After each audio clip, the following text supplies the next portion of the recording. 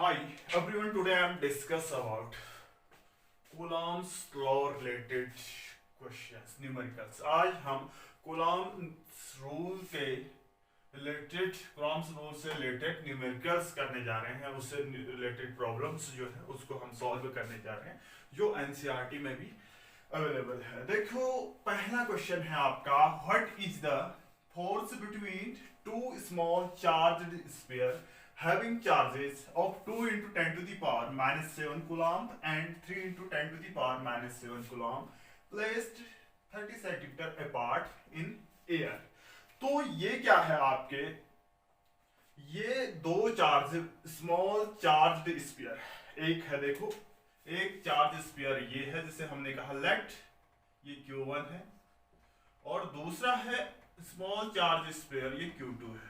ये दोनों दे रखे हैं। सपोज करो इसके बीच की डिस्टेंस क्या है हमारी, r है जो हमें गिवन दे रखा है यानी 30 सेंटीमीटर, और Q1 जो दे रखा है हमें, Q1 जो दे रखा है, suppose let Q1 is equal to let Q1 is equal to 2 into 10 to the power minus 7 coulomb and Q2 is equal to 3 into 10 to the power minus 7 coulomb।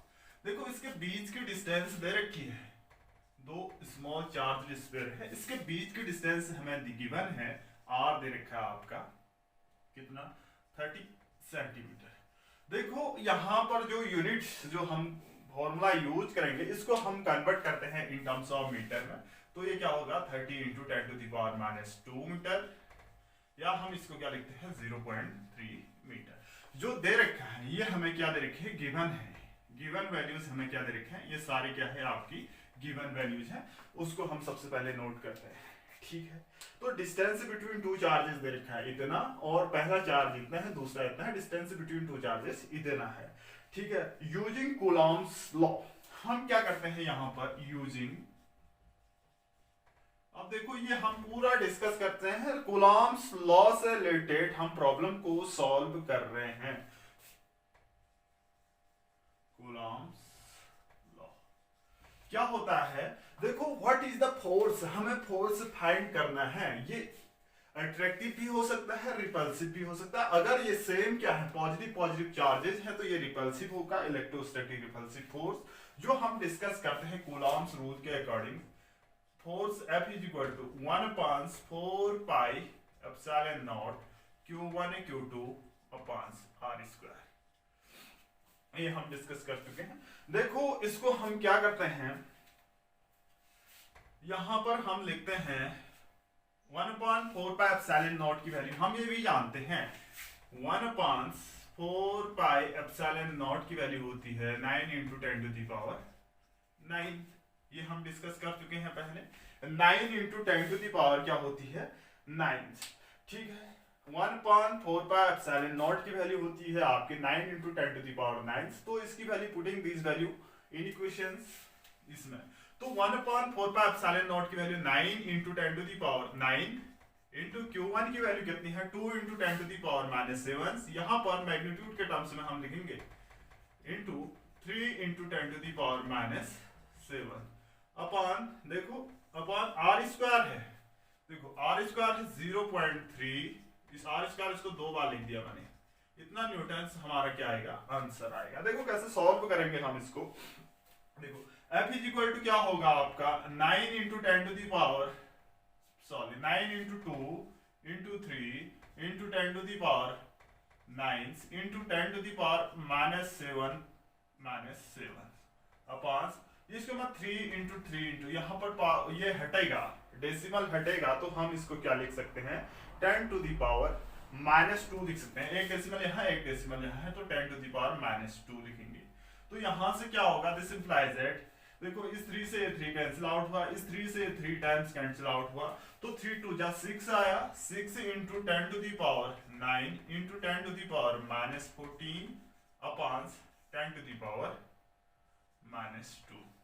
देखो सारी पावर हम एक साथ लेके आते हैं, 6 into 10 to the power 9 -14, ये power ऊपर गई तो प्लस हो जाएगी, तो ये कितना आ जाएगा 6 into, देखो 9 प्लस प्लस ऐड हो जाएंगे, 9 + 2 11, 14 में से 11 कम किया तो -3 10 to the power 3 न्यूटन होगा। तो ये दो चार्ज्ड स्फीयर है, उनके बीच क्या है, जो इलेक्ट्रोस्टैटिक फोर्स लगेगा 6 × 10⁻⁻, कितना 3 होगा। इसका नेचर कैसा होगा, तो बोथ पॉजिटिव है, नेचर में क्या है, ये दोनों क्या है, बोथ चार्जेस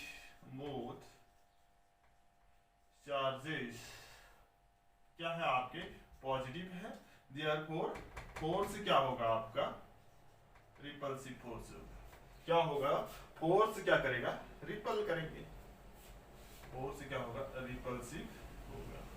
ठीक है, ये तो है पहला क्वेश्चन जो कूलॉम्स लॉ से रिलेटेड है। अब ऐसे ही हम दूसरे क्वेश्चन की ओर जाते हैं। देखिए ये तो है, आपने नोट कर लिया होगा, what is the force between two small charge, दो स्मॉल चार्ज है उनके बीच का फोर्स, सॉरी जो दे रखा है हमें, यहाँ पर हम क्या देखते हैं, यूनिट देखते हैं, यूनिट Q1 Q2 हमें गिवन है और इसके बीच की डिस्टेंस है 30 सेंटीमीटर, और कूलॉम्स रूल के अकॉर्डिंग हम इसमें रखते हैं, तो 1/4πε0 की वैल्यू होती है 9 × 10⁹।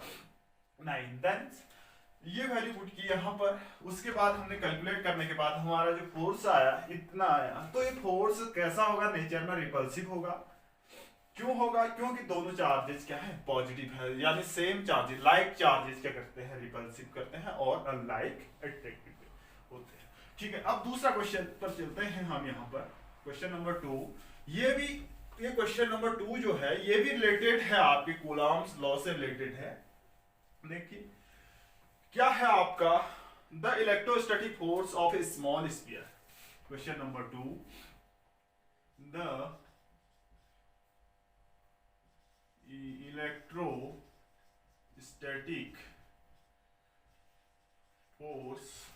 electrostatic force on a small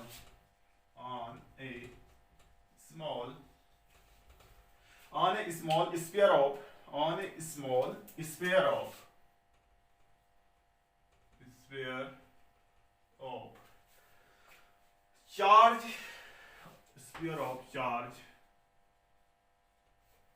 of charge।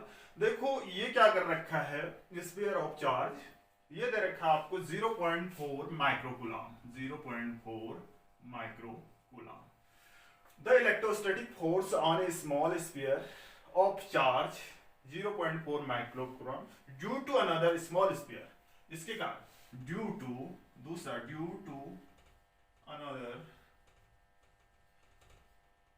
Another small sphere की बात कर रहे हैं, another small sphere, due to another small sphere of charges इसको हटा ही देते हैं, ऑफ चार्ज, ये दे रखा है माइनस, दूसरा चार्ज नेचर में दे रखा है माइनस, क्या दे रखा है 0.8 माइक्रोकूलम। देखो दूसरा चार्ज ये दे रखा है, इसके कारण in air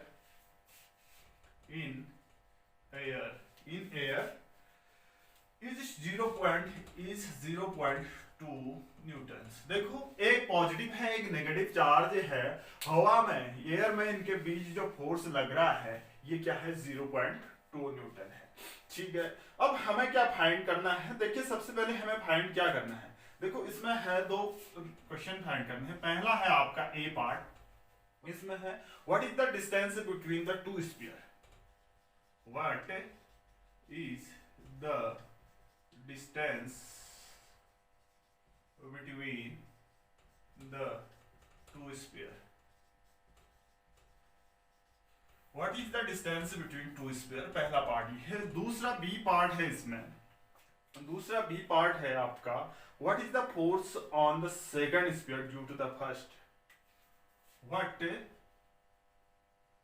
is the force, what is the force on the second sphere, on the second sphere, what is the force on the second sphere due to first, ये भी हम कूलॉम से रिलेटेड प्रॉब्लम है, इसका solution देखने की कोशिश करेंगे। जो सबसे पहले चीजें दे रखी है उसको हम नोट करते हैं। देखो दो स्फीयर है, सपोज एक स्फीयर में चार्ज क्या है Q1 है, सपोज दो स्फीयर है, इस ए पर ये चार्ज Q1 है और ये Q2 है, इसके बीच की डिस्टेंस हमें फाइंड करनी है। Q1 और Q2 दे रखे हैं। पहला चार्ज है Q1 दे रखा है 0.4 माइक्रोकूलम। देखो Q1 गिवन है, Q1 है 0.4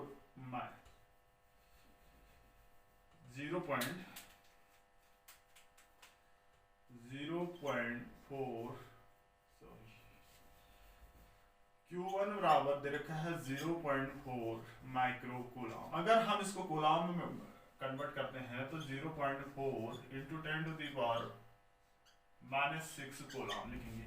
ऐसे Q2 दे रखा है हमें, माइनस दे रखा है आपका -0.8 माइक्रोकूलम। अगर हम इसको मैग्नीट्यूड के टर्म्स में हम यहाँ पर पुट करेंगे 0.8 माइक्रोकूलम इज इक्वल टू ये होगा आपका 0.8 into 10 to the power -6 coulomb. ये गिवन है, हमें R फाइंड करना है क्वेश्चन के अकॉर्डिंग। R फाइंड करना है। देखो R कैसे फाइंड करेंगे, विद द हेल्प ऑफ किससे, पहला पार्ट है R। ये R कैसे फाइंड करेंगे, हम कैसे फाइंड करेंगे, सिंस हम जानते हैं F इज इक्वल टू क्या होता है 1/4 pi epsilon naught Q1 Q2 upon R square. देखो दिस इंप्लाइज दैट F की वैल्यू दे रखी है 0. इसमें और दे रखा है एंड F बराबर 0.2 न्यूटन। इतनी चीजें दे रखी है। F की वैल्यू, F की जगह हमने रखा 0.2, 1/4 पाई एप्सिलॉन नॉट की वैल्यू रखी है 9 into 10 to the power 9। Q1 यहाँ पर मैग्नीट्यूड के टर्म्स में लिखेंगे, हम ओनली पॉजिटिव वैल्यू रखेंगे। Q1 क्या है 0.4 into 10 to the power -6, Q2 क्या है 0.8 इंटू 10 टू द पावर -6 है अपॉन, देखो R स्क्वायर है, R हमें फाइंड करना है। R स्क्वायर क्रॉस मल्टीप्लाई करेंगे, this implies that R square बराबर क्या हो जाएगा 9 into 10 to the power 9 into 0.4 into 10 to the power -6 into 0.8 into 10 to the power -6 upon 0.2। अब देखो यहां पर हम कैसे सॉल्व करेंगे। देखो ये इससे ये कैंसिल आउट हुआ 0.2 टाइम्स और सारे मल्टीप्लाई कर देते हैं। देखो यहाँ का डेसिमल हटाएंगे तो 10 टू द पावर -2 आएगा, तो ये होगा 9 इंटू, ये देखो 9 इंटू 8 टू जा 16 आएगा, 9 इंटू 8 टू जा 16। देखो 16 0.16 से आएगा, इसको हम क्या करेंगे डेसिमल में कन्वर्ट कर सकते हैं। इसको हम 10 टू द पावर -2 लिख सकते हैं into 10 to the power -2 into 10 to the power 9 into 10 to the power -12 लिख सकते हैं। देखो ये तो आया आपका, देखो ये अब आएगा कितना R square equal to 9 into 10 to 16।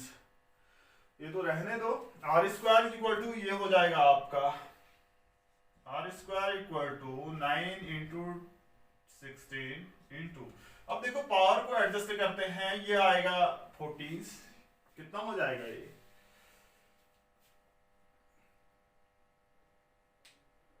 6 6 12, ये तो हो जाएगा आपका 14 और 9 कितना हो जाएगा आपका,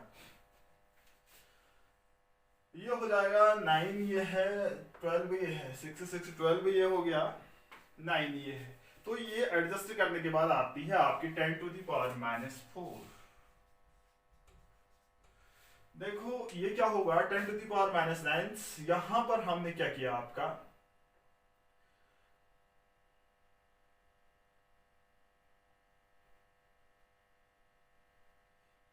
ये 10 टू द पावर 9 है, 9 तो ऐसे ही रहने दिया, और ये 18 टू जा 16 आया, तो डेसिमल के 2 प्लेस है 62 लिखा, और plus into 10 to the power -6 इसको हमने क्या कर दिया 10 टू द पावर -6 को हमने लिख दिया इतना। तो ये आएगा आपका R square is equal to क्या होगा आपका R square equal to 9 into 16 upon 10 to the power 4। देखो यहाँ पर क्या होगा, 9, यहाँ डेसिमल हटा रखा है मैंने, एक डेसिमल हटा, एक डेसिमल यहाँ भी हट गया, ठीक है, ये 2 आएगा, तो यहाँ पर 1 होगा, सॉरी यहाँ पर क्या होगा, 1 होगा। एक डेसिमल से ये 2 टाइम्स कैंसिल आउट होगा, ये क्या होगा 2 टाइम्स कैंसिल आउट होगा, तो यहाँ पर 1 होगा 10 टू द पावर माइनस, तो r equal to square root निकालेंगे तो इसका स्क्वायर रूट 3, 9 का और 16 का 4 अपॉन 10 टू द पावर 2, ये हो जाएगा 12 into 10 to the power minus 2 इतना मीटर, या इसको हम क्या लिख सकते हैं 12 इंटू 12 सेंटीमीटर भी लिख सकते हैं। देखो यहाँ पर एक चेंजेस था, ये इससे ये कैंसिल आउट हुआ 2 टाइम्स, तो डेसिमल के 1 प्लेस होंगे तो 10 टू द पावर माइनस 1 लिखा। तो ये तो है आपका इसके बीच की डिस्टेंस 2 स्फीयर। दूसरा पार्ट इसी में पूछा गया है आपसे, what is the force of the second sphere due to the first. देखो द फोर्स ऑफ अट्रैक्शन होगा इसके। दूसरे पार्ट की बात करते हैं हम, दूसरे पार्ट की बात बी की बात करते हैं। बी में क्या होगा आपका, बी की बात करते हैं, इसमें फोर्स क्या होगा अट्रैक्टिव होगा, फोर्स क्या होगा अट्रैक्टिव फोर्स होगा। क्यों होगा, क्योंकि दोनों में क्या होगा, दोनों क्या है एक दूसरे के अपोजिट है, यानी हम लिख सकते force of attraction on second sphere due to the first sphere as the force between the 2 charges कितना है 0.2 न्यूटन ही है, लेकिन ये फोर्स क्या होगा इतना ही होगा, और ये क्या होगा इसके ठीक विपरीत होगा, यानी फोर्स सेम रहेगा और अपोजिट रहेगा। यानी हम क्या लिखते हैं two change obey electrostatic force between 2 changes obey the Newton's third law of motion, यानी आपका फोर्स इतना ही होगा, फोर्स क्या होगा 0.2 होगा, लेकिन ये क्या होगा नेगेटिव होगा। क्यों होगा, एक दूसरे के अपोजिट होंगे भाई, ये फोर्स बराबर होंगे, क्योंकि हमने ये पढ़ा है Newton's third law of action reaction से, ये फोर्स इतना ही होगा, एक फोर्स उधर को लग रहा है एक इधर को लग रहा है तो इतना ही होगा, ठीक है, सेम फोर्सेस होगा। ये तो है आपके कूलॉम्स लॉ से रिलेटेड प्रॉब्लम्स।